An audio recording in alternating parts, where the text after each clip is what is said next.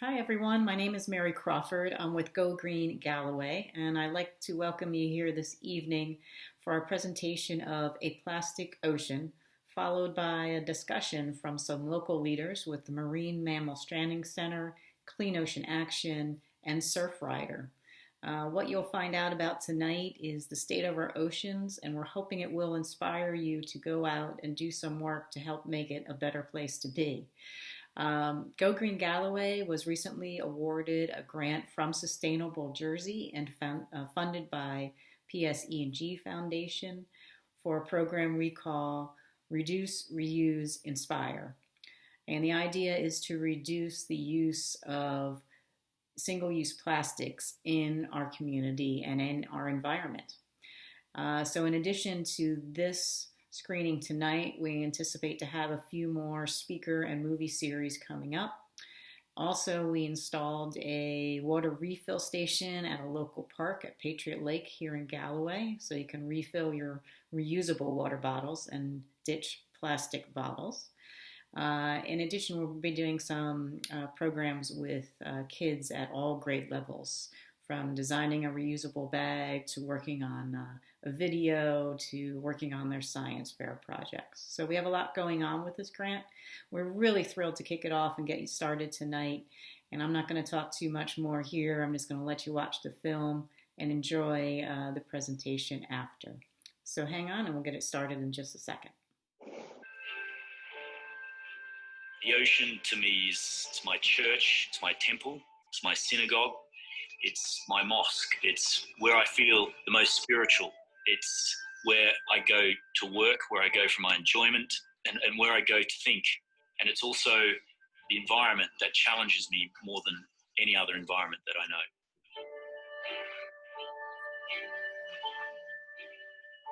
I remember the first time I saw a picture of a blue whale, which was in a National Geographic magazine, drawing of the whale and then a tiny human standing beside it. And as an 8-year-old, I couldn't imagine that there was anything that big. I followed them since childhood with the absolute design to go and film them myself at some point. And that was 40 years later.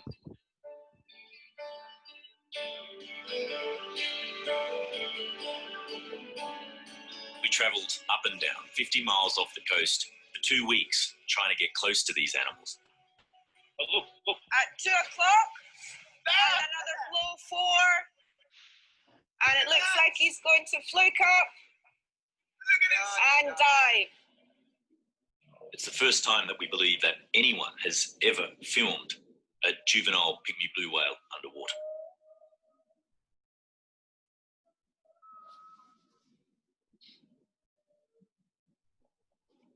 They look like freight trains, like enormous spaceships that just travel effortlessly.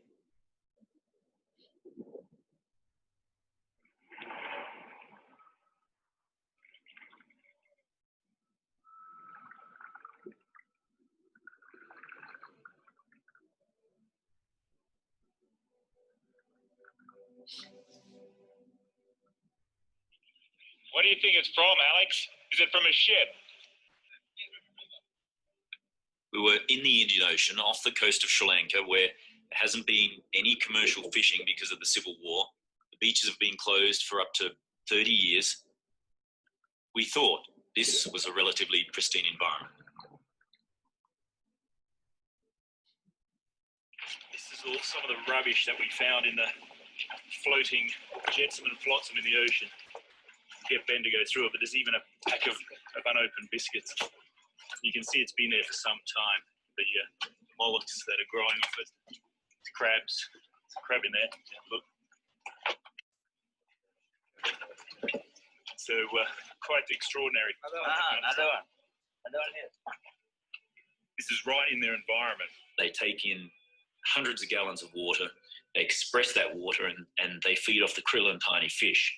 But they can't tell the difference between krill and plastic. I started to wonder what's happening in oceans elsewhere on the planet.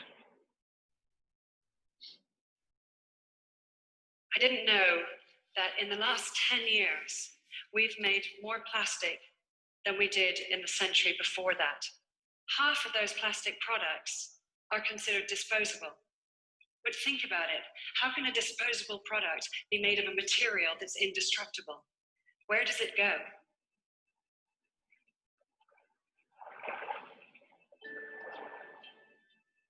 I spent my childhood in the sea. Growing up in Grand Cayman, we didn't have organized sports after school. We didn't even have a TV until I was 13. So the sea was my playground. As a freediver, it was the place where I proved myself to myself by traveling to the absolute edge of myself.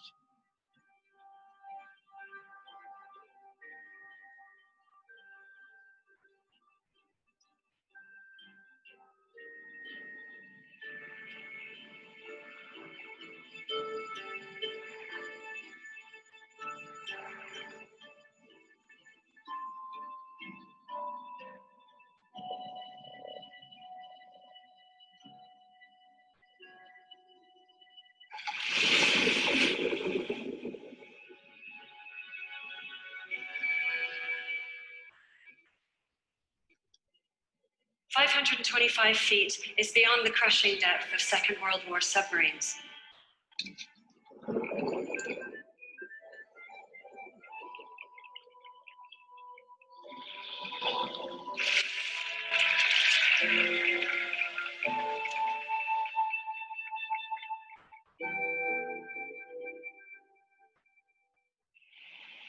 I met up with filmmaker Mike Degree. It'll be interesting to see just how far-reaching it really is to be this far offshore and see whether the plastic that we know is coming from that direction is winding out in the depths out here, right? I'm really looking forward to, of course, diving the sub, but diving the sub in the Med, a place that has more fishing impact than most bodies of water on the planet.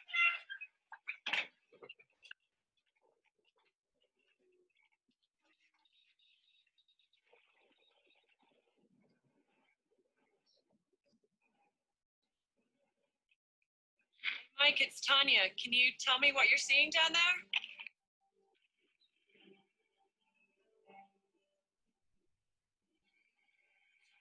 Just under 400 meters now. It's 1,200 feet. And now plastic bottle. See a plastic bottle, exactly. We're now starting to see more and more plastic, more and more tires and pieces of metal, and just absolutely disregard for the bottom. Really, it's just junk everything. Our scientists commissioned a small, remotely operated vehicle to travel over 1.5 miles down to the deep trenches. The ROV is coming down, which is kind of cool.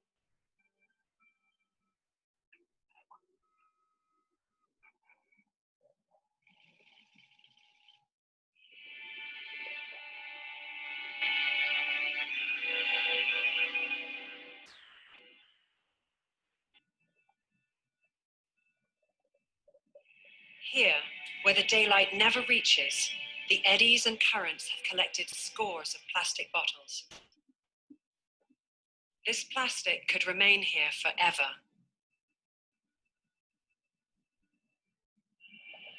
About 8 million tons of plastic is dumped into the world's oceans every year. More than 50% of marine debris, including plastic, sinks to the bottom of the ocean. Where in the world can you go anymore and not find plastic?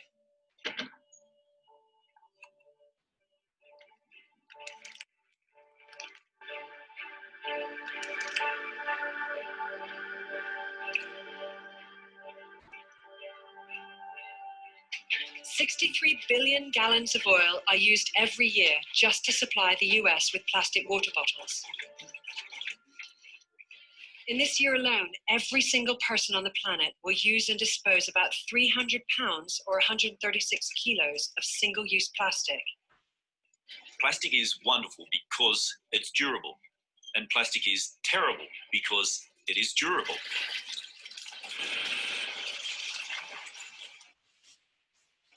Almost every piece of plastic ever made is still on the planet in some form or another.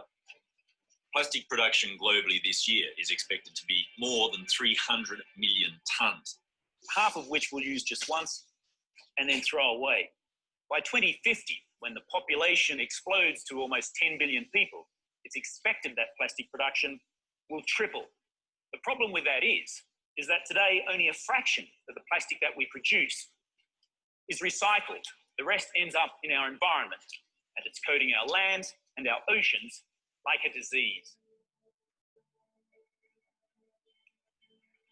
Over 80% of ocean plastic leaks from land-based sources.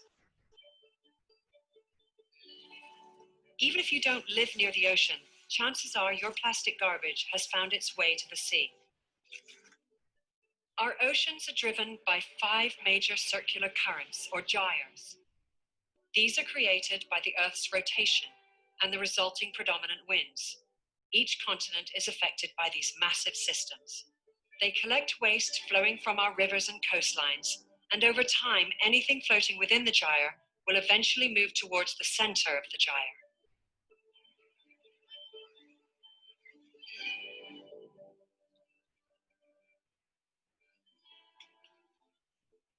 Our producer Joe Ruxton was familiar with the story about a huge floating island of garbage, twice the size of Texas, in the North Pacific.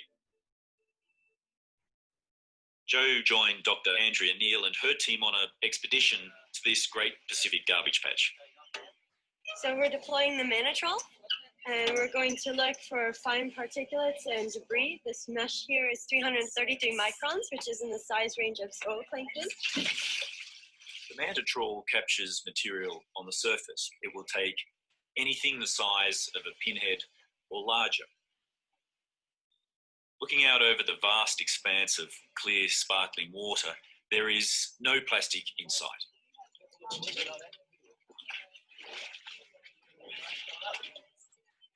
The contents of the trawl are emptied and floated.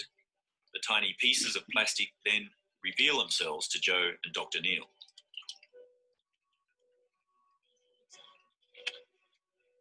There is no floating island of plastic.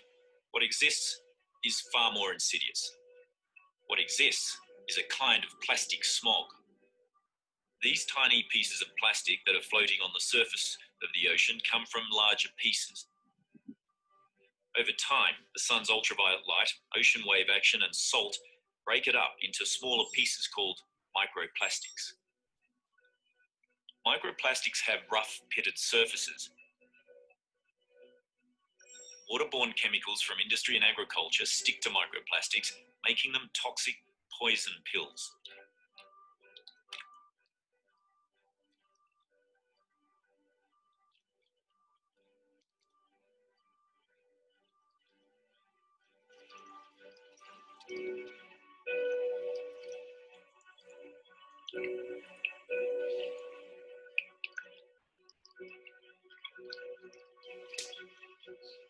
Sea at night is one of my favourite times. It's when the ocean truly comes alive and you can virtually see the food chain in action.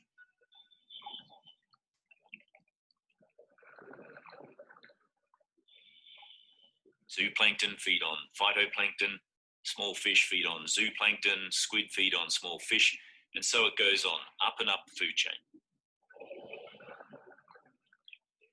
There's some McTuffins in there. Wow, these ones. Well, should we get them on the table and open them up and have a look and see what's in there? Let's start with this guy. I handpicked the pieces of plastic. This is what we found. So what this means is the feeding that's occurring on the surface of the ocean has these plastic fragments floating around and is actually intermixing in the food chain. You know that plastic doesn't degrade. And most of the time we say it breaks down, but that's probably not an accurate way to say it. It actually breaks up, so it's more proliferated. And when it's proliferated, there's more opportunities for plastics to be ingested. Many of the marine creatures eating this kind of plastic are in our food chain. Does that mean then that this plastic is getting inside of us? The problem is these plastics adsorb chemicals that are free floating in the ocean. So when the fish eat the plastics, those toxins then migrate from the plastic into the mussels or the fats, the parts that we like to eat. Building up in the fish then as they eat more and more of it. And so that's the part we like to eat, and that's where these chemicals migrate to. In a recent study published in Scientific Reports, UC Davis researchers examined 76 fish slated for human consumption in Indonesia and 64 in California. They found that in both groups, roughly 1/4 had anthropogenic debris in their guts. When sampling blue mussels at 6 locations along the coastlines of France, Belgium, and the Netherlands, microplastics were present in every single organism examined. When you eat shellfish, you're often eating the entire animal, so you're more likely to eat plastic.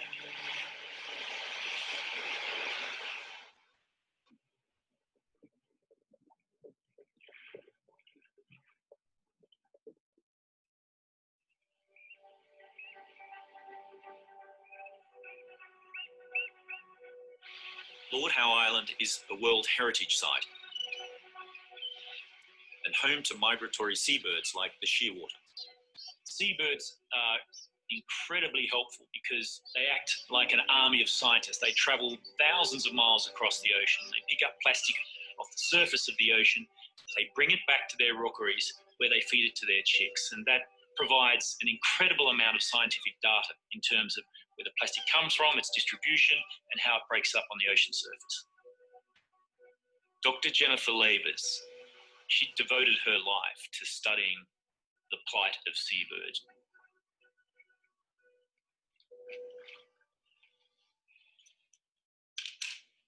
Absolutely no doubt that this bird died as a result of that plastic. Unbelievable.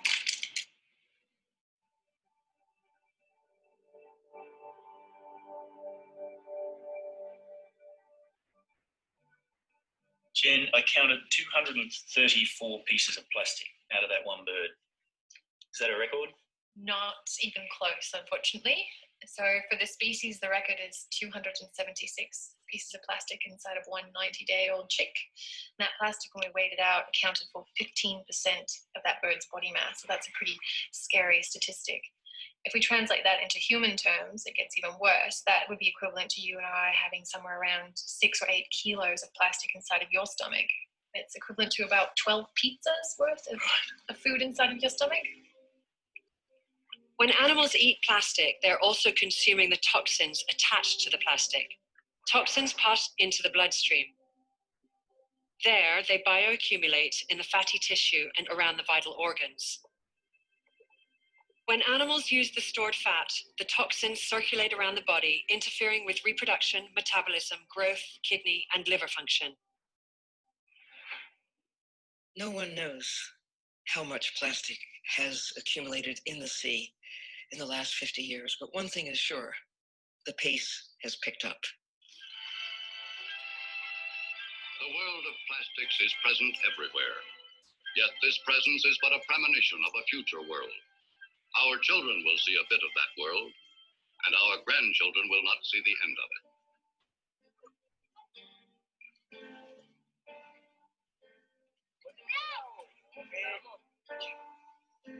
We gave in to the sales hype of the 50s that plastic was disposable, that we could throw it away. There is no away. It starts with the individual, and it starts with us. I think it's a shocking waste of valuable resources. We actually have the answers now to recycling most plastics, and the challenge really is to get everyone on board with those ideas, and also to get the collection infrastructure going right so that we get big volumes coming concentrated in one place so that people can then have the confidence to invest in the recovery technology. Once sorted, recycled plastics are brought into factories like this, where they can become part of a circular economy, cleaned of labels and processed into newborn nurdles, ready to be sold once again.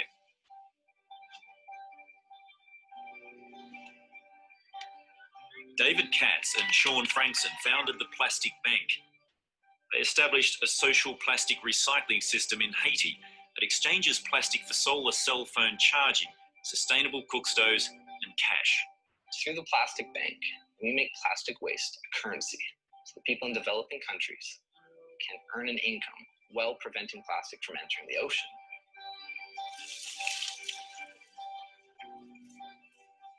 What do? You can't possibly filter out these tiny particles from the entire ocean. You can't filter the entire ocean. In fact, so much plastic is in the ocean now in a form that we really can't get to it, that I feel the emphasis needs to immediately shift toward stop putting it in.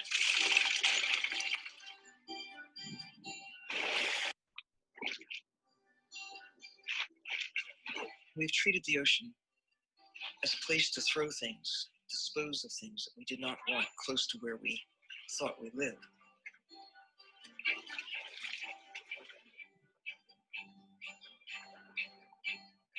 The whole planet is where we live. There is no away that you can put things and expect that they're really away. This phrase, not in my backyard. The ocean is everyone's backyard or front yard or living space. No matter how you look at it, this planet is governed by the blue part. The world truly is mostly a blue place. I want to go back to where it all started. I want to go back to the whales. I want to go and find the juvenile that we first saw. If whales could talk to us, I imagine they would ask us, what were we thinking? Every other species on the planet works towards the benefit of the ecology and environment that it lives in. But us humans, we just seem like passengers on this earth. And I want to say, we'll share this story because from knowing comes caring, and from caring comes change.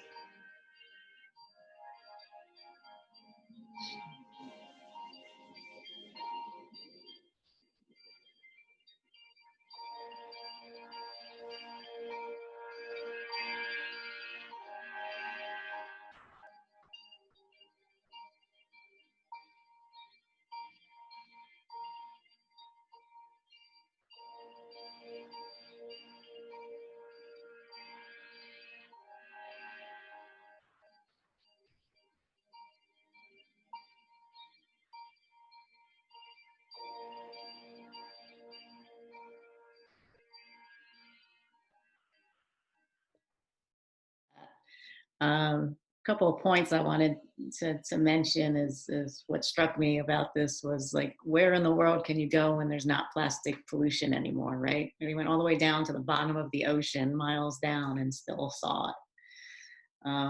Another sobering thought is when you think about, every piece of plastic that's ever been made is still here somewhere. There is no way. So I think by watching that film, knowing, caring, and changing is what we're all thinking about.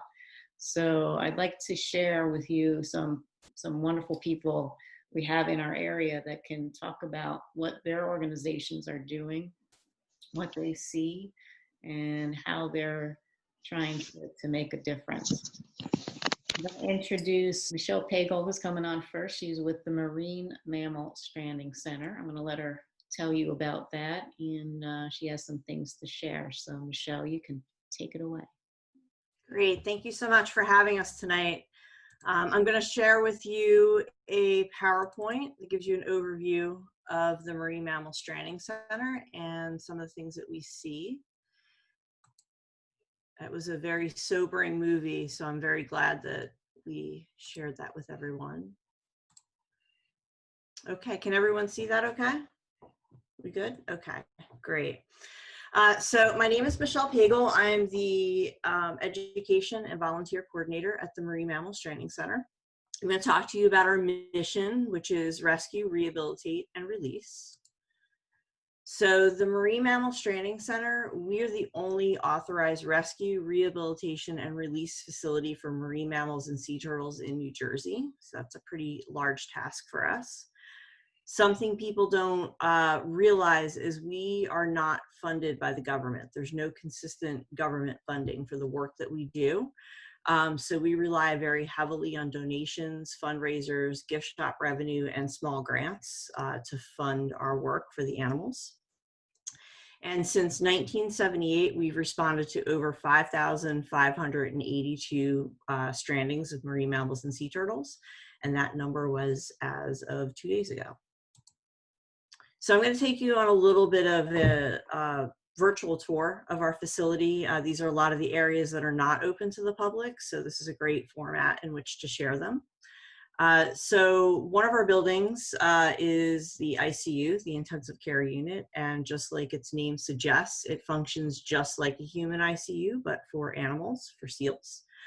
Our ICU has 4 separate pens, and each of them has a fiberglass pool and a haul out area for seals. We could fill that pool, we could drain that pool. It really just depends on what the animal needs. Oftentimes we may have to drain the pool so that we can get in with the animals and do medical procedures on them. And each of these 4 separate pens, they're enclosed by plexi. And there's an independent air exchange to prevent cross-contamination. So again, we could have 4 animals in there with 4 separate issues, and everything is kept separate from each animal, so each animal isn't able to spread something to the next. Our newest building, it's a pretty unusual building, but it works for us. It's our Quonset hut.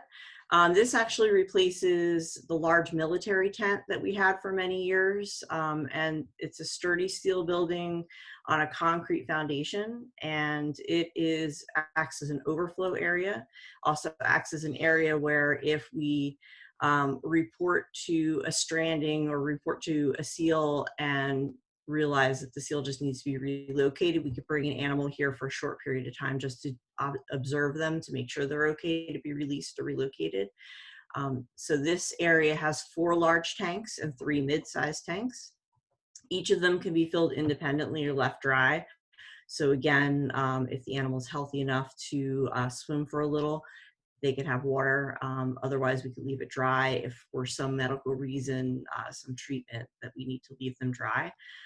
There's also HVAC in here, so there's air conditioning to make it comfortable for the animals. The pool house, if you've ever come to visit us, this is probably the building you're most familiar with. This is our original rehabilitation building. This building also has 4 separate pens. They also have fiberglass pools and haul out areas. But the main feature of this building is a 10-foot by 28-foot by 4-foot deep exercise pool. And this pool oftentimes is the last step before an animal is ready to be released. So while they've been in rehabilitation, they spend time in the smaller pens being treated, healing from their wounds, healing from any illnesses they have. And then right before release, they get this large area to start practicing swimming and building those muscles again to make them ready for release. Our Sea Life Museum, if you're not familiar with this area, this is our education building. The building itself has a very interesting history for all of you history buffs out there. It is a former Department of Defense building that housed radar equipment, and it was used to monitor German vessels during World War II. It was actually situated on a beach north of the Marine Mammal Stranding Center and was moved after it was decommissioned. It was utilized as storage for Brigantine Beach Patrol. And then when the Marine Mammal Stranding Center moved from our original location of Gardner's Basin to Brigantine, it was actually refurbished by the the Telephone Pioneers Association of New Jersey, and they rehabilitated it and redid the whole building into our education center. Inside this building, we have fiberglass replicas of New Jersey fishes and marine mammals. The interesting thing about this as well is all the shark replicas, especially the ones you see in the photos there, they have the actual real jaws in them. So it's very interesting for the kids to see. And the building is chock full of education displays and artifacts as well. And in that picture on the lower right-hand side, that's probably my favorite artifact in the whole building. That's actually a walrus tusk that was found off the coast of Brigantine by a dredge operation. Walrus actually used to be in our area in the Ice Age. So we're still finding artifacts from walrus when they used to inhabit New Jersey. So I'm going to talk a little bit about our stranding response and how we actually take care of the animals that we bring in. So as I said, we cover New Jersey, which is over 1,800 miles of tidal coastline and waterways. We also provide support to neighboring states. We've brought seals in from Delaware before. We've brought seals in from New York. And actually during the pandemic, we were one of the only stranding facilities that was still operating at 100% capacity. So we were very active this winter in providing that support to our colleagues in other states. We do all of this with only 3 full-time stranding technicians, so that's a lot for 3 people. So we rely very heavily on our core of volunteers. We have over 400 trained volunteers up and down the coast. So when we respond to a stranding, we have our transport vehicles. So our most iconic one is the cetacean transport vehicle. This is a custom-built Ford F-550 4x4 big box truck, and this box truck has a tailgate lift with a 2,000-pound capacity, so that metal colored plate on the back of the truck in the top picture that actually folds down, and we could lower that to the ground. Then if we have a very heavy animal, we could load the animal in the stretcher onto that lift and lift it up into the truck very safely. The bottom picture shows the inside of that truck. You could see on the left-hand side, there's a custom designed stretcher and frame for dolphins. You could also see there's a bench there. We have all kinds of medical supplies in the back. We could also control the HVAC from the back to make it comfortable for the animals. We could also use this vehicle to transport multiple seals in kennels if we're doing a seal release, or when we have adult harp seals and adult gray seals. Sometimes those animals can be over 200-300 pounds, even larger. We've had an adult male gray seal that was 800 pounds, so we needed to use this truck to transport that animal in. For the smaller animals, we use an F-150 pickup truck with a cap. We also have a Ford van as well. So when we transport animals in these vehicles, the animals are contained either within a plastic kennel. So the seals would be in a plastic kennel, much like you would crate train your dog in. And sea turtles are typically in totes with towels. And we regulate the temperature according to the species. So that means if we're responding to a stranding in the middle of January and we're picking up a seal, or we're doing a seal release in January, we're not riding with the heat on, we're riding with the AC on to keep the animal comfortable, because it's more about the animal's comfort than our own. We also have a boat. We have a Munson Pac-Man 24-foot high-performance landing craft. So the interesting thing about this boat is, you can see on the bottom picture, there's a drop-down ramp on the stern that allows for easiest access to the animals in the water. So you could see in that bottom picture, one of our stranding techs was rescuing a sea turtle on the water, and this boat made it very convenient to get the animal. Another addition to our fleet within the past year or so is our mobile necropsy trailer. So this trailer has now all the equipment we need to perform necropsies on large whales in one mobile unit. This allows us to have faster mobilization time. And there really is, when there's a necropsy happening, we just recently had a dead humpback whale in Brigantine, for example. Even though the animal is deceased, there is a very tight timeline to do a necropsy, because the longer the animal sits on the beach, the more tissue samples will degrade, and it just muddies the results. Whenever there's an animal that's deceased, we want to find out as much information as possible as to how that animal lived, how that animal died, what the cause of death was, anything we could do to further our knowledge on that species. So it's very important that we respond to the necropsies quickly. The tools, a lot of people are surprised to learn, include a variety of old whaling equipment. So you'll see that center photo there, that's a flensing knife that one of our volunteers is holding. So it's interesting in a way that this equipment that once was used to process whales is now being used to find out more about the species and learn from them in depth. So we'll talk a little bit about strandings. Of course, there's natural reasons for strandings. For as long as animals been alive on this planet, there have been strandings. So some of the natural reasons include the inability to find food, being injured by predators, illness, neonates, animals that are too young to survive without the care of their mother. Out of habitat or disorientation. So examples of that include maybe a dolphin that would swim up a river or up a creek and get stuck there. And also extreme tides or weather conditions can also cause strandings. Now, unfortunately, there's a lot of human causes for strandings. So this first slide, it's a little difficult to look at, but it talks about vessel strikes, both commercial and pleasure craft. On the left-hand side, that is a minke whale that was struck by a freighter. And we see this commonly up in the shipping channels when the freighters are coming in. They slow down. As they slow down, the front of the boat, the front of the bow begins to rise, and then it reveals, unfortunately, they've struck a whale. So that is something very unfortunate because, as you saw in the video, whales, really their populations are struggling.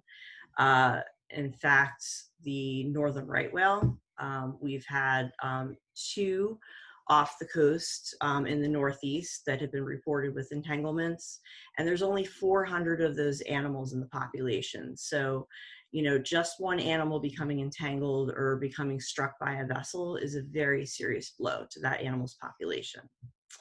Pleasure craft, unfortunately, also impact animals. You could see that turtle's carapace, that cut mark, that's actually a prop cut from getting hit by a pleasure craft. Other human causes for strandings, military testing, oil exploration, spills all have impacts on animals. And unfortunately, various other human interactions, intentional interactions. That picture in the upper right-hand side, that's a seal that has a line actually tied around its neck, so that animal wasn't incidentally entangled. Someone tied that line around the animal's neck, and unfortunately, we've seen that a couple times.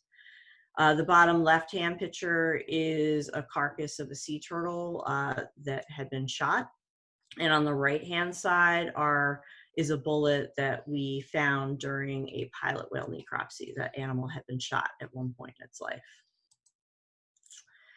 Other human causes, so now we're getting more into marine debris and trash in the ocean. So fisheries interactions and entanglements. So you see this animal here has ingested a hook. On the right-hand side, you see a seal entangled in a net. And on the bottom, you see a leatherback sea turtle entangled in fishing gear. Plastics and other marine debris. So this slide is pretty impactful because these are not images I had to search for on the internet. These are images of things that we found or we found locally. So the top photo, if you could read it, that red balloon was a promotional balloon that probably was released during a promotional event. And if you could see it, it's New Albany, Indiana. So that balloon traveled from Indiana to New Jersey to Atlantic County and came to rest. So that goes to show how far these balloons will travel. The bottom photo, that real big mess of balloons and plastics, next to it is our stranding vehicle that I just showed you a picture of. One of our technicians was doing a seal relocation, went and relocated a seal, drove our beach back along the north end of Brigantine and literally filled up our stranding vehicle with balloons. So that was just our beach in Brigantine, just a couple miles of beach, filled that truck with balloons, which is very sad.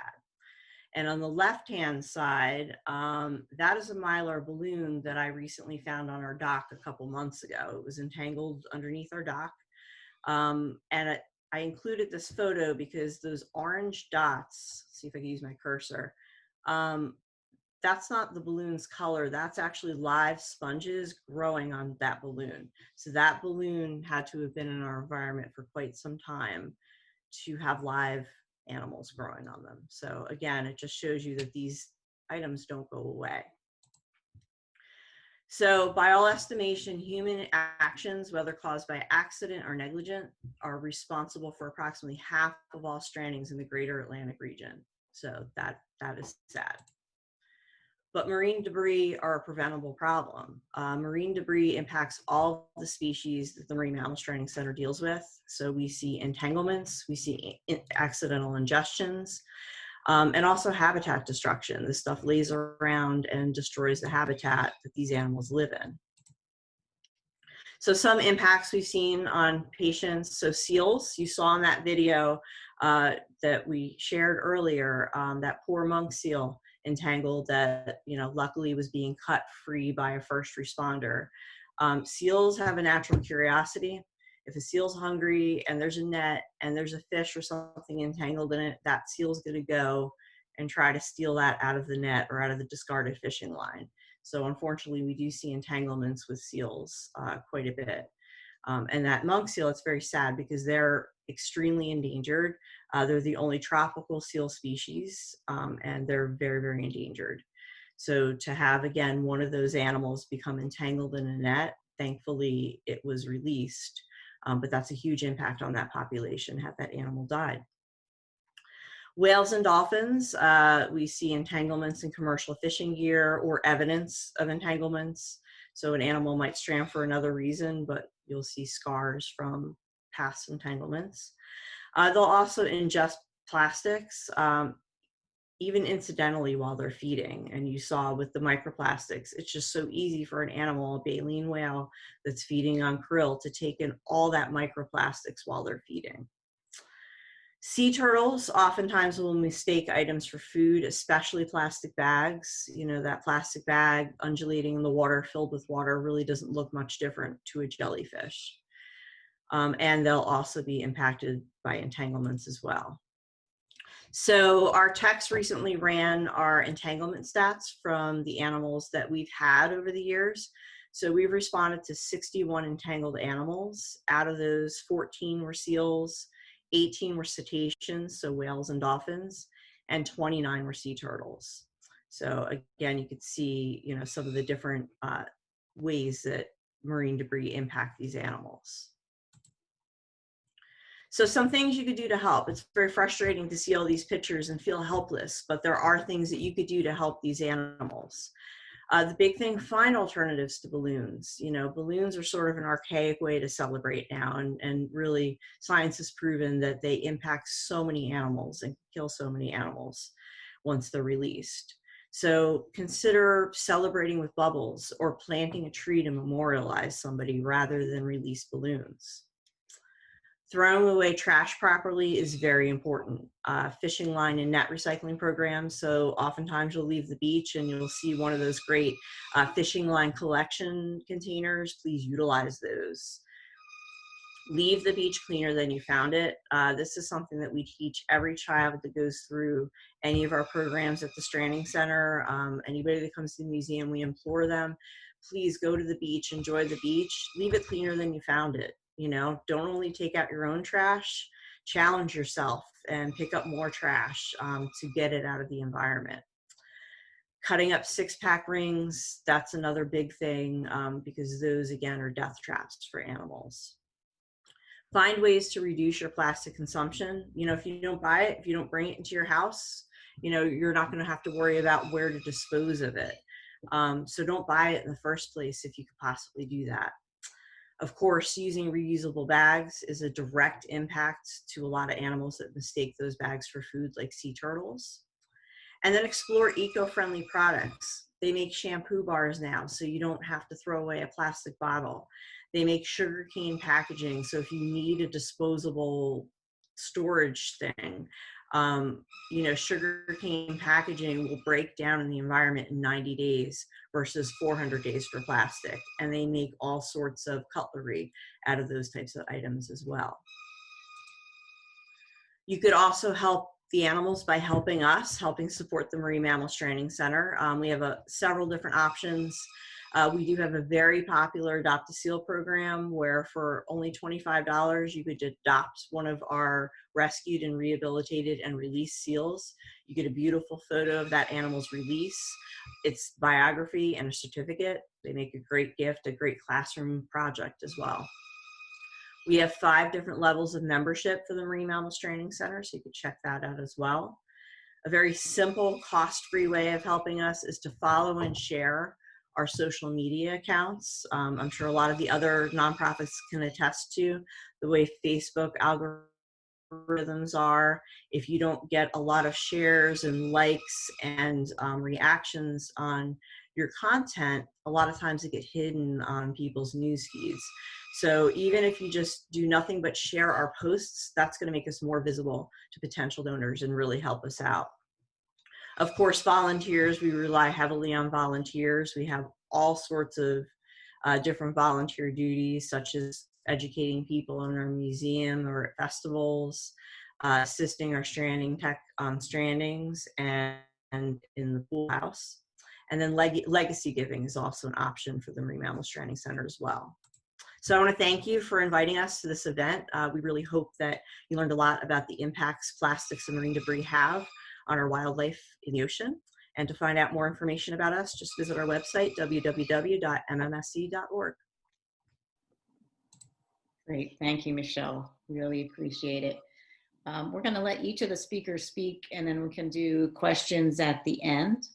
Also, just so you know, we'll send anybody who registered to watch this, we'll send an email out either this evening or first thing in the morning with all the links to all these this great information and some other things as well.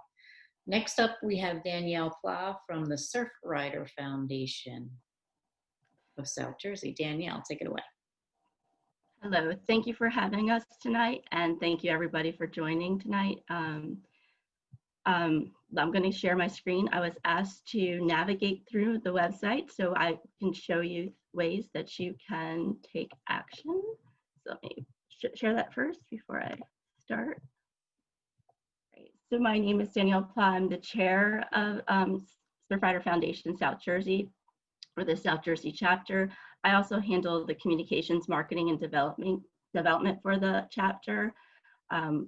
We're all ocean recreationists, but some of us are not. So basically, I started being involved for years in this chapter, and I've seen the amount of impact we've had, and it inspired me. And so I'm here tonight to tell you about ways that you can get involved and you can make a difference as well. Like I said, we're a group of ocean recreationists. I happen to have also a background in zoology and animal science, but my passion also is about the water and being on the water and loving the water and wanting to protect the water. And so are all of our volunteers. You don't have to be an ocean recreationist. We're all passionate about the ocean's health and the species which we rely on for our future. Our mission is that we're a nonprofit grassroots organization and dedicated to the protection and enjoyment of our world's oceans, waves, and beaches through our programs, campaigns, and initiatives, one being addressing plastic pollution. We have chapters all up and down the coast. We have chapters in the Great Lakes. We have chapters also internationally. And if you're here tonight, it means that you also care and you're here to know how you can make a difference. And so I'm going to show you some ways that you can make a difference.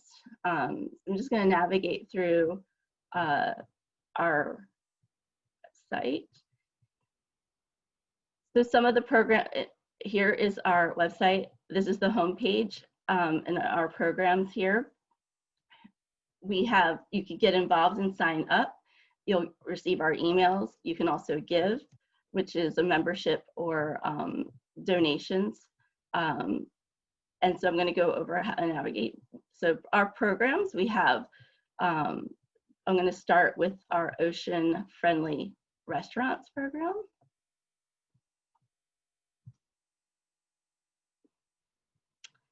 So the Ocean Friendly Restaurants program is a program that recognizes restaurants that are making a commitment to reducing their plastic pollution footprint and using sustainable practices. And they also educate the public, and they have an effect on changing consumer behavior. So when someone comes into the restaurant, they may question, well, how come I'm not getting a straw? And then that would be an open conversation to have, well, we only give straws out on request.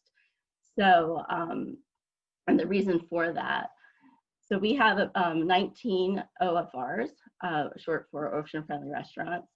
And so that is one way that you can make a difference. Personally, you can make a difference in your life and the changes you make within your everyday thing, do whatever you do in plastic pollution and trying to reduce it. But also if you are going out to eat and dine, you can choose an ocean-friendly restaurant, and takeout being one of the major contributors to plastic pollution. A lot of the focus of the restaurant is to decrease plastic in takeout.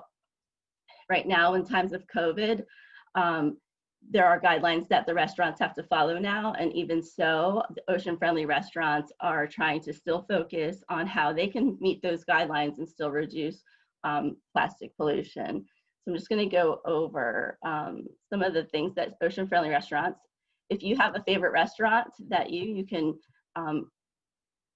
tell them about this program, or tell us if you would like us to reach out to see, especially restaurants that are almost there and they just have to make a few changes that will spark change, and then other restaurants will hear of the difference they're making and hopefully encourage other restaurants to do the same. So with Ocean Restaurant, they have to meet 5 criteria. These are mandatory criteria. They cannot have any styrofoam, so that's polystyrene, expanded polystyrene. They have to have proper recycling practices, and they can only use reusable foodware on on-site dining, and that was a recent change. So that means their ramekins, anything that they have drinkware that are in-house, like not their takeout, it has to be reusable. No plastic bags offered with takeout to-go orders, and utensils are only provided on request. And paper straws are only provided on request. So as we know, with the statewide legislation, we have plastic straws provided on ocean-friendly restaurants. It's one step further. It's paper straws are only provided upon request. So those are the 5 that they have to fulfill, and then they can choose 2 other criteria, and of those 2, they can choose any 2 of the following. No beverages are sold in plastic bottles. They offer a discount for someone bringing in a reusable cup or container, so an incentive. They have vegetarian, vegan options on a regular basis, or if they offer seafood, that it is one of the best choice and good alternatives as defined by Sea-Watch. And they also can also choose having water conservation practices in their restaurants. So if they have 5 in those 2, they will meet the criteria to be a registered ocean-friendly restaurant. If they reach all of them, they're a platinum level, and they get benefits for being an ocean-friendly restaurant. They're on our social media. We are constantly highlighting them at our events. They are going to be on a map, which I'm going to show you soon, but here's our 19 ocean-friendly restaurants. And if you're in the area and you want to know which restaurant it is, you can then pick out, for example, El Capitan's Taco Shop, and then it'll show you which practices that they are, the 5 mandatory plus the 3 that they fulfill they have 3. And we have them. So they get promoted on social media. They also are on our OFR map, which they can add to their phones. People can add to their phones. And then we have it separated out here by the town. So this is a way that you can personally make a choice while you're out to choose a restaurant that would be more ocean friendly. and also encourage other restaurants to become ocean friendly that are not. Bless you. Our next one is that I'm going to go over. Well, I just want to point out right here is the Rise Above Plastic program. That goes over in general all of our stuff and like the top 10 things you can do to make a difference. So that's your personal top 10 things you can do in your personal life. The next one I want to go over is our monofilament line recycling program. This is led by Bill, our co-chair, and Carol Jones, his wife. And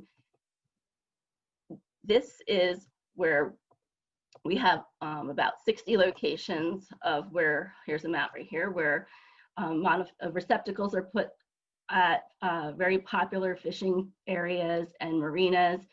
And the fishermen are really thankful because they actually really enjoy having that there to use to put their fishing line there. So people also put other things in there and we sort through them. But basically we have our volunteers. So if you're interested in volunteering and you want to know which ones are near you, you can contact Bill and Carol, and you will be able to put in a form and enter in the data. And it's the amount that it's weighed and what was collected. So that is the monofilament recycling program. This plastic is then shipped out and to Tackle Direct, and so they can make to make products from recycled plastic, so tackle boxes and things like that. So it's repurposing the plastic. This is one way you can get involved. This is actually really active right now. People just can do it on their own time, and they go around collecting and put the data into our Google Docs form. The other thing I want to go over is on our main page here. Let's get back to the home page. Is this year, Surfrider introduced the Comprehensive Foodware Policy Toolkit, and this is the first item right here on the news section. This was authored by our legal associate for the Plastic Pollution Initiative, Jenny Romer.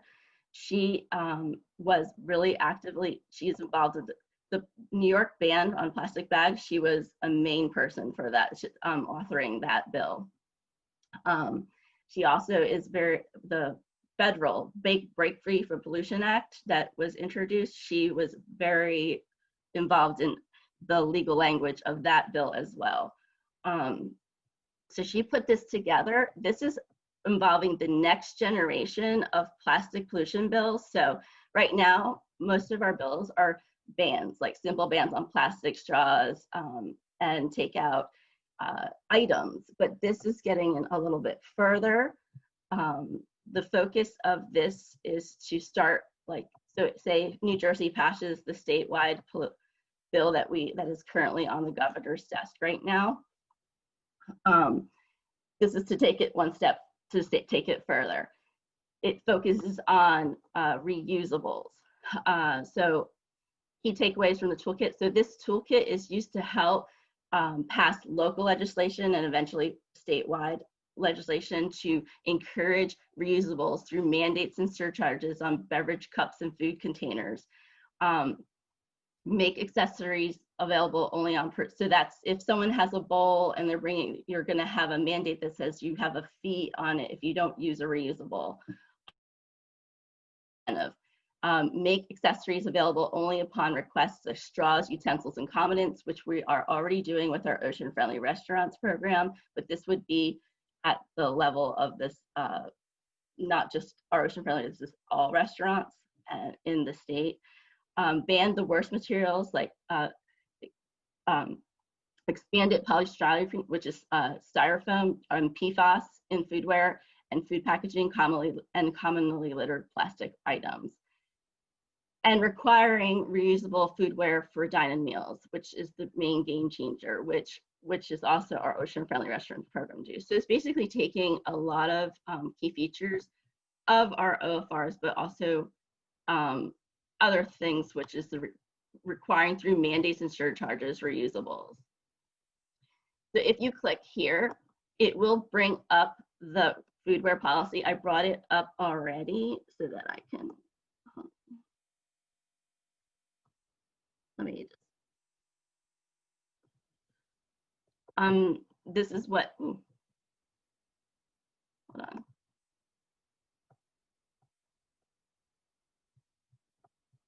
Okay, so this is what it looks like. It's a really thorough document, so 38 pages long, so I'm not gonna go through it, but I just wanted you to see the image, and it has example legislation that's already been passed in other cities out west and even here on the East Coast. So if you look on one page, it kind of summarizes and gives you legal language, but this is a way that locally we can start, just like we did with the statewide, we did local legislation in all this, like Stone Harbor, Avalon, Cape May, and that pushed for the statewide to be passed, or hopefully will be passed. This is the next generation. So if we pass a policy that targets reusables, then we can then push it up to the state level as well. Go back to our website.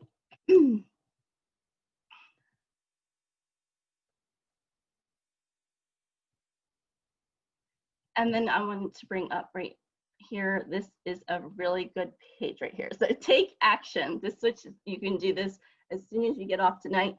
It takes 2 minutes to do this. If you come to our take action page, you can see all of, so I made sure on here that we have what's relevant to New Jersey. So Surfrider has tons of action alerts, but these are our South Jersey, New Jersey action alerts and our federal ones that pertain to us. So of them, we have the statewide Plastic Pollution Act, pass a mass balloon intentional release, so ban it, so ban intentional release of balloons. And this is the latest bill that was introduced. And so there's 4 of them on here to check out that involve plastic pollution. And then at the federal level is the Federal Break Free from Pollution Act that I already mentioned.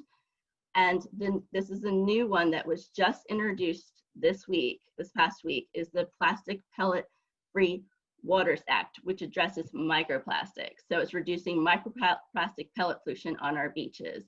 So if you were to click one of these 4 are the ones that you will want to look at that involve plastic pollution at the state level and at the federal level. I'm gonna click the passive, and this is what comes up.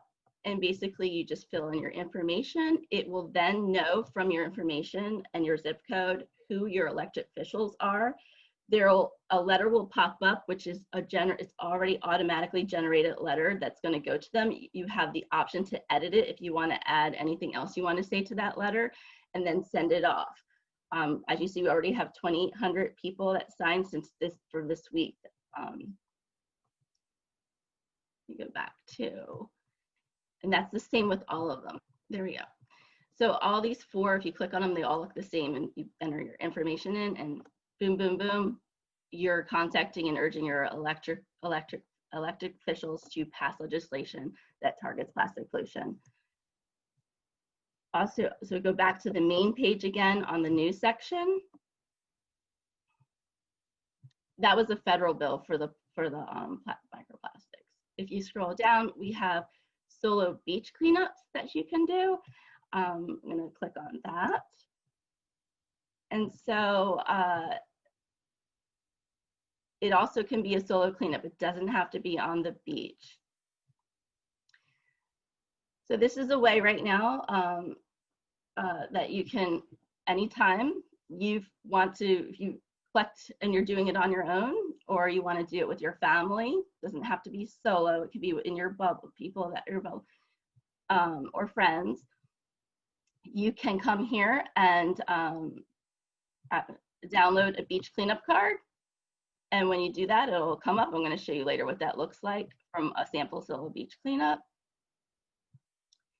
And here's some of the guidelines to be cautious during COVID. And if you are interested and feel comfortable handling PPE, we have a supplemental data form that you can also download and print, and that will get items like to count masks and gloves, things like that. So you download the card, you get a group together or yourself, solo or your family, and then you'll record your data, and then you'll email volunteer coordinator, Carol, and she will enter that in. Our data has changed over the years. We are focusing more on making sure we collect data for microplastics, which will then help legislation, as we just saw, that a bill that is addressing microplastics now. So that is what you do for that. And then I'm going to pull up, sure. I wanted to pull up that we had Debbie, who is with Go Green Galloway and one of our volunteers as well. She did a solo beach cleanup, and so I just want to show you. So all of our plastic pollution falls under the Rise Above Plastics program, initiative. And here, Debbie and her friend, I believe, Kelly, they went to do a beach cleanup, and they have their items listed out here. They're laying it out, they're calling the data, they've got some balloons that they've collected, and then they filled out the form, the data cord, and then they took the pictures of it and just literally emailed them to us, and they're in our beach cleanup database. They're going to be entered in. You will literally see, just like the Ocean Friendly Restaurants map, you will see a pin on the map that shows your cleanup and what happens there. So it's pretty cool. So you'll see the data, and that this data is all used to help pass legislation and to so not only are we cleaning up, we are also effectively making a difference through preventing it getting onto the beach in the first place.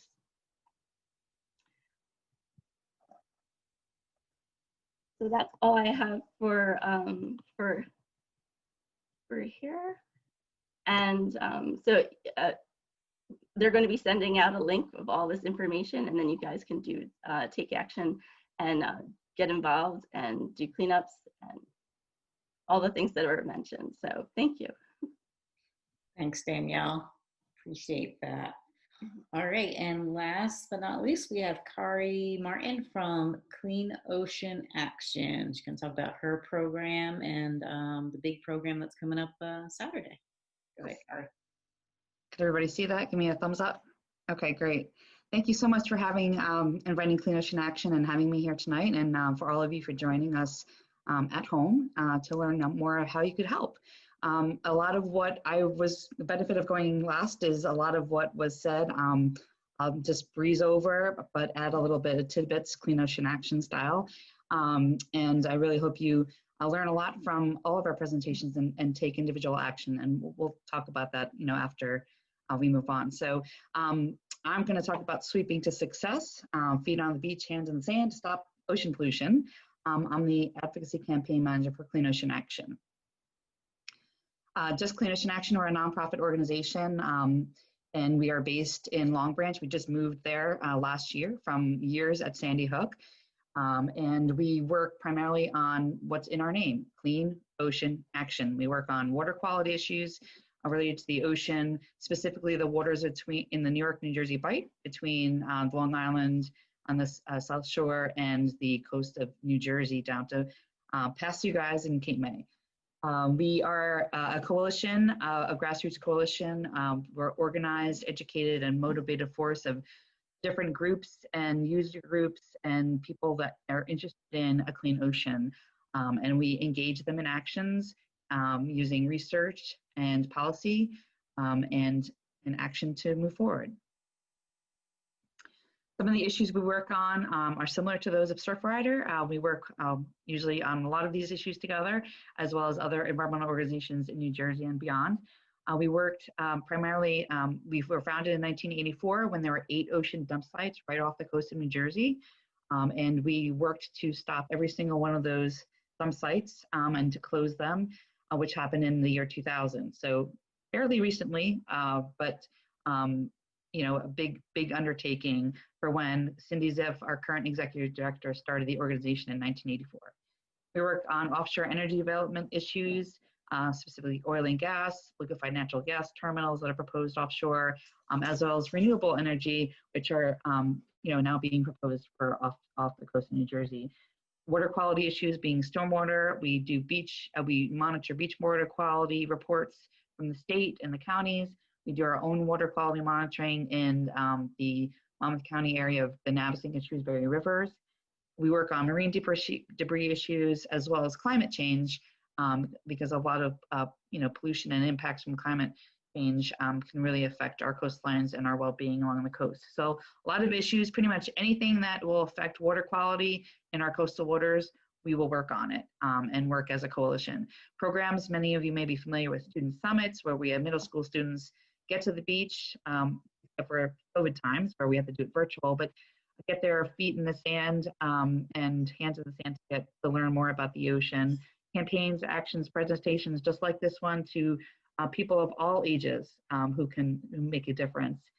We have a municipal Blue Star program where sustainable Jersey communities can get certified as a municipal Blue Star, which are focused on keeping our waterways clean and focusing on actions that are water related.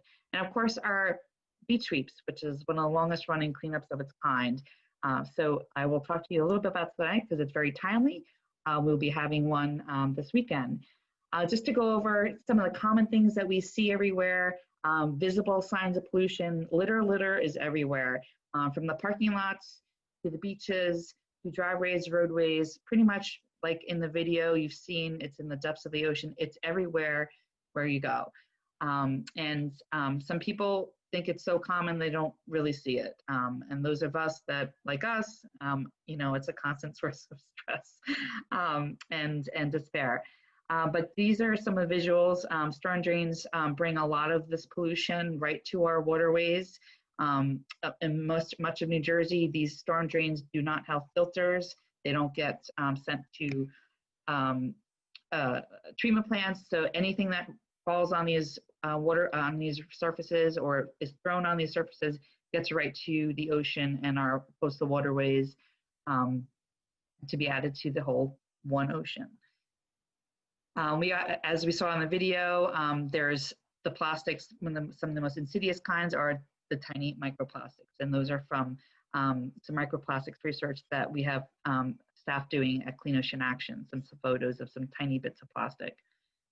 The impacts on wildlife, the Marine Mammal Stranding Center always does a great job of educating people about these types of things. Some of these pictures are file photos from other organizations, others are ours, like the most recent one being the one in your bottom left, the Canada Goose. That was taken just last June at Bayshore Waterfront Park in Middletown, New Jersey. So a six-pack ring right around its beak.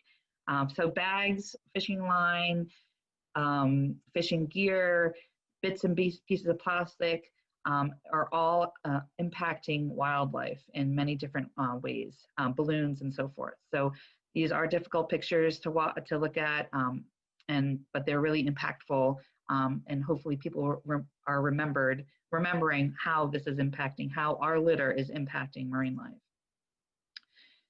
So what can you do? So with all those pictures and all the garbage you see everywhere, we know that pollution is human caused and can be human solved. We can be part of the solution to pollution. You can be informed and educated, just like you're all doing tonight, which is really great. Taking that time to learn more, learn what the resources are, and learn why it's so important that we take individual action. Some simple changes in daily activities can really impact water quality. Just like it impacts it negatively, we could positively impact our waterways. We always heard the reduce, reuse, recycle, the 3 R's. We add one and added refuse. Just refuse to accept the plastics in your daily life, in your daily trip, getting your morning coffee or going out to dinner or going for snacks here and there in the grocery store, your choices. Refuse to accept that plastic is the only thing that we have. because it really is not. And we've come such a long way, even just in recent years. And there's new technology coming out every day, giving us other alternatives that can be readily available if we choose to make that choice and get involved. And that's where my presentation comes in tonight, because you have an opportunity this coming Saturday to really help out.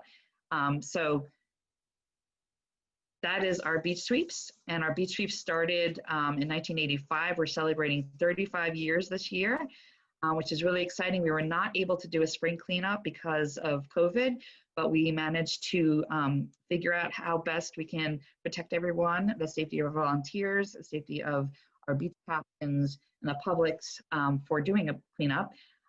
It's done in the spring and fall usually.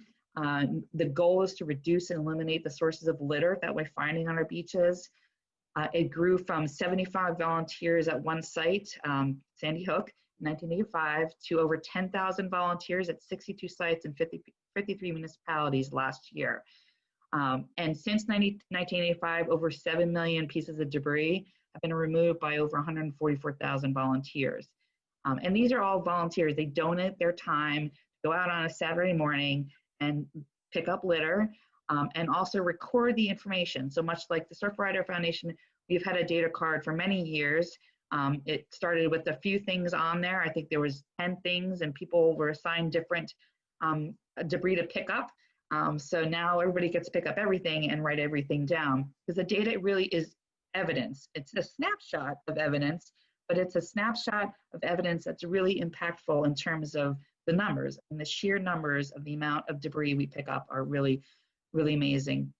And like Danielle said, this information informs policies at the local, state, and federal levels, and international levels that help reduce litter and what we're finding. So as you see from these pictures, so while it is black and white, it actually wasn't that old, but that is Superman, Christopher Reeve, and Vice President Al Gore participating in our beach cleanup. So we even had Superman there, which is fun.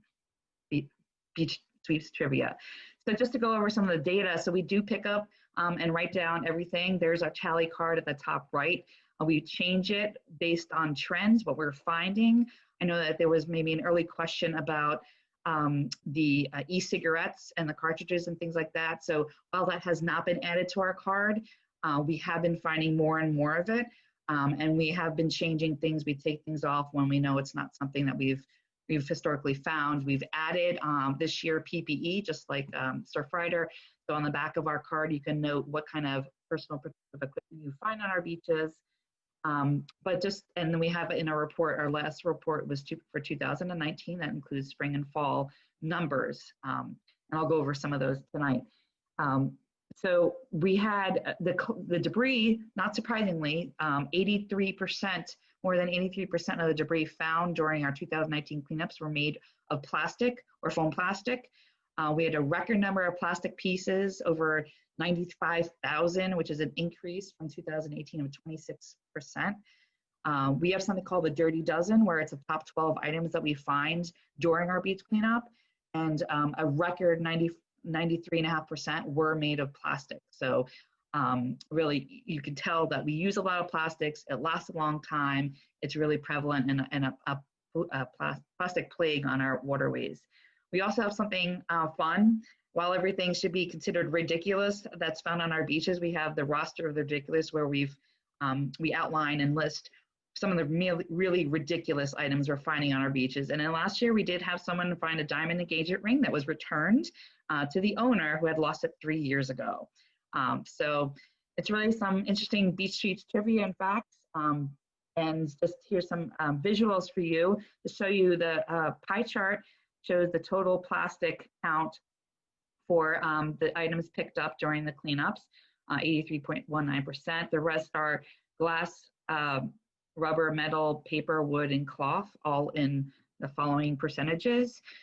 So the bulk is the plastic and foam plastic, and then there's some other things that sometimes are recyclable, and such as glass and things like that. So as I said, the 93.5% of the Dirty Dozen, the top 12 things we found on our beach, were plastics. So the number one item being plastic pieces, And then plastic caps and lids come at number 2, and food, candy wrappers, and bags were number 3, rounded out by straws and stirs and cigarette filters. So the only non-plastic items on here were lumber pieces and glass pieces. So pretty much everything was plastic. So think about your everyday life and what's made of plastic and how it can get out there. And that's where we get our Dirty Dozen. So the over 10,000 volunteers picked up 368,000 plus Dirty Dozen items. So you could see that plastic is really prevalent. So in here, I mean, we don't have a lot of time, but the arrows show the difference between the year and the trends that changes over years. So for instance, we have cigar tips increased by quite a lot over that past year. We had a decrease in shopping bags. Perhaps reusables are influencing that number. Cigarette filters are always, well, it used to be number 1 for many years. It's dropped to number 5. So we do have a statewide smoking ban at state parks and beaches, which Clean Ocean Action's numbers were used for in terms of the legislation for that. So just some additional numbers. Food and candy wrappers increased. Foam plastic food containers jumped almost 40% from 2018 to 2019.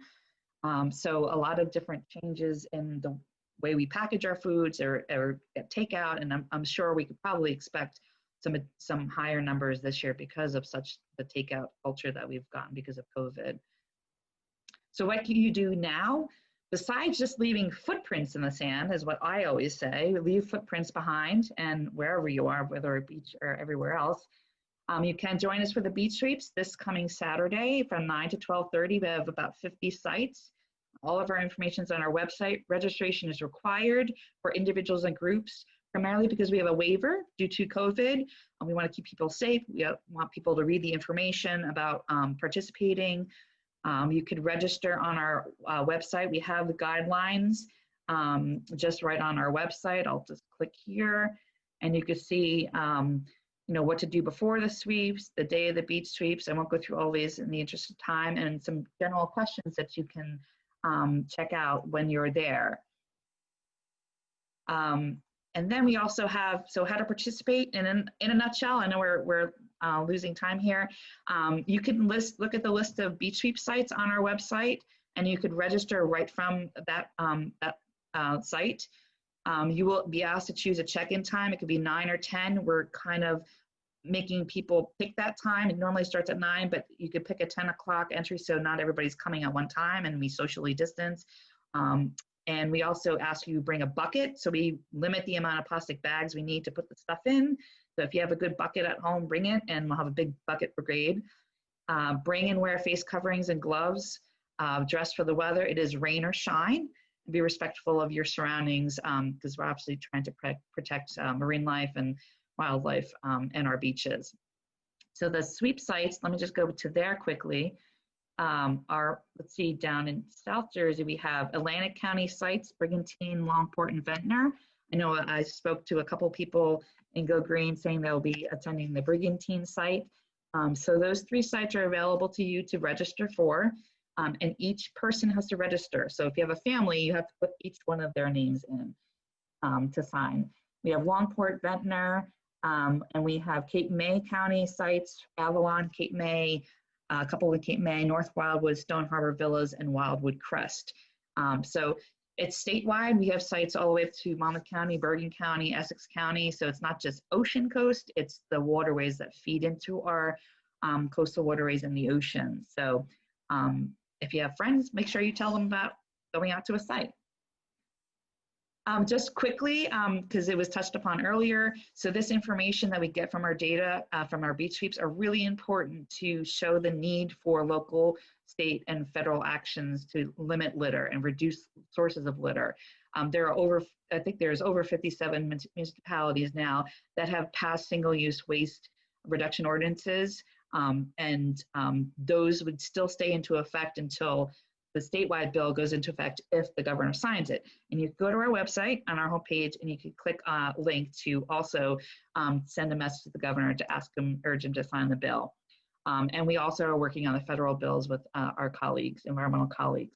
But I want to urge you, just like Danielle said, you can take action. You just have to pick up a phone and call your elected official. It really doesn't take that much time. It's not as scary as some may think. Maybe the first time you call, it might be a little hesitant, but they're all there to help and to listen. You often leave a message. You often speak to the secretary and leave a message. And their staffers are there to get the information from the constituents. So I encourage you, if an organization tells you or asks you to call, or if you have an idea of your own, please reach out to your elected officials. They work for you, and they need to listen to you and to take actions that we suggest. So please remember that in all the issues. If you have an idea, reach out to your elected officials, local, state, and federal. So I know we are over time, but it's question and answer time, I guess. But I really encourage you. I hope to see you all out there, as many as you can, for our next beach sweep. And if you can't make it this time, we'll be around next spring. So thank you so much, and I'll turn it back to Mary. Thanks so much, Kari. Really, really appreciate it. And appreciate all the speakers tonight, Michelle, Danielle, and Kari for coming on and sharing their information. We did want to open it up. I know it's getting a little bit late, but I wanted to open up, see if there's any questions. You should be able to unmute yourself, or if you want to type it in the chat, we can take a look at that as well. So if there's any questions, just feel free. Mary, can I just add something? I know that we're going into the holiday season, and I know that we talked about giving donations to organizations working on the issues that are important to you on this matter, but I also, something personally for holidays and birthdays is a number of years back, I made it a point that at least for holidays to give something eco-friendly, whether it's a reusable straw or reusable, rechargeable batteries, or something simple that people can use every day, and just give them as gifts, because it gives them the idea that maybe I should change some of my everyday activities to help the environment. My friends are suggesting it. And the gifts and things like that are helpful and usable. So it's just something I wanted to add, because I know we're getting into that time almost. So thanks. Thank you.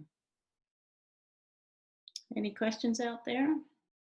So again, I just want to thank Michelle, Danielle, and Kari for coming out tonight. I really want to thank everybody who came out tonight and watched the movie and listened to our presenters, because you guys took the time to do that, so you must care. And we hope this does inspire you to get involved, volunteer, donate, contact your legislation. Paul Jeffrey, did you have a question? Yeah, I had a question a bit for Kari. I fully support the ban that they're trying to put in place, but I was a little surprised recently when I went to the supermarket with my reusable bags, like I've done for very long, and they say, guess what? We can't use them anymore. We're not allowed to touch them, and we don't really want them on our counters either. So I've actually been forced to go backwards. I used to take all my own bags, and now I'm not allowed to do that. They're forcing me to use their plastic.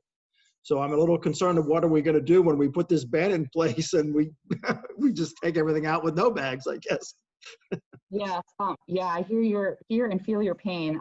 My shop rate allowed me to bring them even during the pandemic. I packed my own, and that was what we were telling people is if you pack your own, most places were fine with it.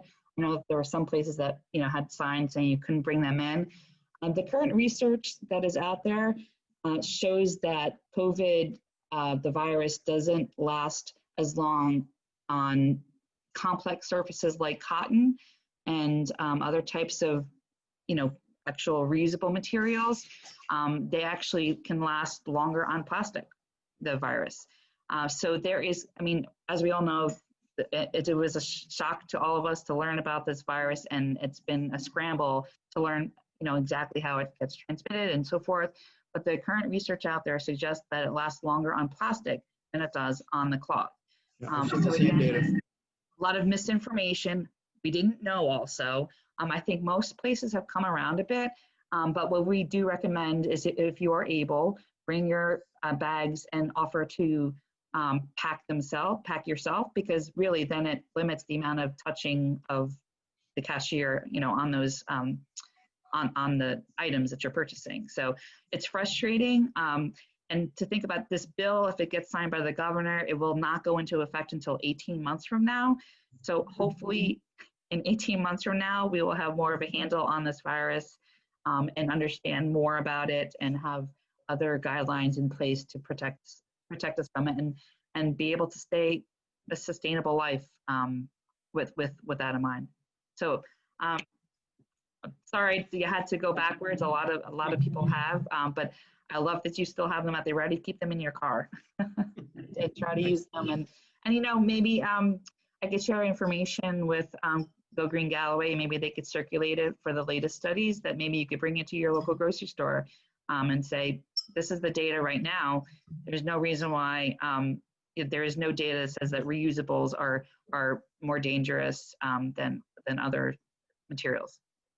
I just wanted to follow up with Carrie, exactly what Carrie said, that it lasts longer on plastic, and we have the evidence, scientists have said, but to either pack your own or go through self-checkout, which is what I do a lot. And if they're absolutely, I haven't had a story yet that said that to me, but I hear about it. And if they're absolutely against, like you can't even do self-checkout, I know this is, but I feel it's better than plastic, but all the alternatives to ask them for their post-consumer recycled paper bags. I know you like, so I have done that one a few times where if I wasn't sure and how they were gonna do it, I said I went in there in the beginning of the pandemic. Now I don't have any problem. In the beginning I wasn't sure I could bring them because I was hearing everything, but that would fully biodegrade versus the plastic, and it is usually made out of post-consumer recycled paper. It's not virgin, so just an option. Good point. And for Michelle Pagel, there's a question from Angela. She's interested in pursuing a career in marine mammal and rescue. What steps would she need to get a job at Marine Mammal Stranding Center? Well, just in general, to get into this field, doing a lot of internships, a lot of volunteering, because it really is the experience that opens doors. It's also the type of career field that you want to make sure that you definitely want to do it. It sounds very glamorous, but it's a career that people do for the love of the career and not for the financial gain. So, go in there with open eyes. It's also not a 9-to-5 job. It's not a holidays off kind of job. When you work with animals, they take priority, and you're going to spend more holidays with animals than you will with your family.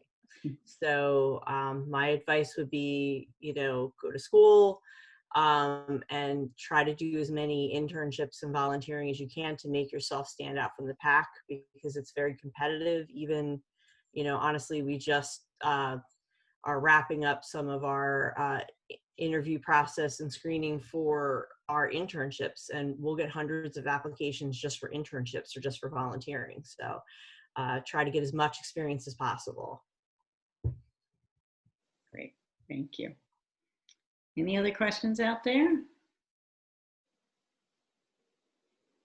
Well, again, I really appreciate everyone coming on and learning and caring and now getting out there to make some changes. I want to make sure I thank the committee that worked on putting this together: Debbie Summers, Carly Griffiths, Helene Gentile, and Ro Goldberg. Mary, yeah, and if I could just comment for a minute, because I have some of my former environmental students from Galloway Township. I started Environmental Club when I was at the middle school in 1989, and one of my students was on with us, and some of my last students, because I retired in June 19. But we went through that program. We did cleanups in Galloway Township. So some of you might be able to join organizations that do local cleanups of streets and our waterways, other waterways besides right on the beach as well. That's really important. And I showed my students the long version of Plastic Ocean, and after we watched that, we were disturbed, and it's a little depressing. And then it's like, what can we do? And from that, I do not take, and I walk the beach, and it's always been something I love to do. I never walk the beach now without a bag, a reusable bag. We pick up on the way, and that's what Danielle showed. In just one short walk from 35th Street and Brigantine towards the jetty, that's what we picked up in that time. So you can make a difference in little ways and in big ways by all the things you guys shared with us today of how to get involved with legislation as well. And it's very easy on their sites as well. Because I was hesitant, do you write the letter and who do you contact? Boom, it's there. You can do it in 5 minutes. And join the beach sweeps. I'm going to go this Saturday with some former students. And it is rewarding, and you feel like you make a difference. And I think that is the positive side of the discouraging side that you see. So I really thank you all for joining us, and for those of you who stayed on all this time. But you learned a lot, and I think there's a lot to take away with it. And Mary's going to send you an email, or Carly, that'll have the organizations and how to get to them. Perfect. Very good. Everyone, stay safe out there. Please take what you learned tonight and go out and make a difference out there. Try and do something, at least one thing, and get it done. And it makes a big difference if we're all doing it. So thank you, and thank you to the speakers again. We really appreciate it. Yeah, great job. Thank you. Thank you all. Thank you, everyone. Thank you. Thank you. Thank you.